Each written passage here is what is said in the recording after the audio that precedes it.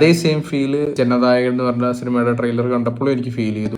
ഞാൻ വലിയ വിജയ് ഫാൻ അല്ല, പക്ഷെ എങ്കിൽ കൂടിയും പുള്ളിയുടെ മാക്സിമം ഇറങ്ങുന്ന പടങ്ങളൊക്കെ കാണാനും അതുപോലെ തന്നെ മിക്ക പടങ്ങളും ഇഷ്ടപ്പെടാറുണ്ട്.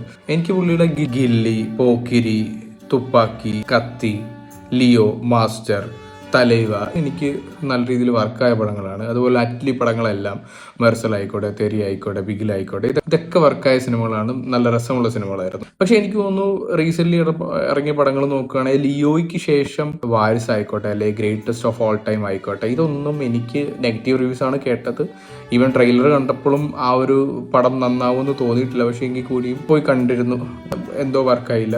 അതേ സെയിം ഫീല് ജനനായകൻ എന്ന് പറഞ്ഞ സിനിമയുടെ ട്രെയിലർ കണ്ടപ്പോഴും എനിക്ക് ഫീൽ ചെയ്തു. ആ ഒരു ട്രെയിലർ കണ്ടിട്ട് വർക്കായില്ല. നെഗറ്റീവ് ആവാം, അല്ലെങ്കിൽ ചിലപ്പോൾ പോസിറ്റീവ് ആവാം, നല്ലതായിരിക്കും, ഒന്നും അറിയില്ല. പക്ഷെ എങ്കിൽ കൂടിയും പുള്ളിയുടെ സിനിമകൾ പോയി കാണാൻ വേണ്ടി ഒരു താല്പര്യം ഉണ്ടെന്നുള്ളതാണ്.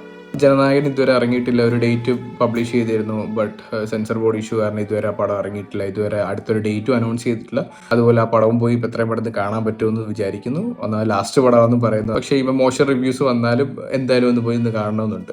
എന്തായാലും വെയിറ്റിംഗ്.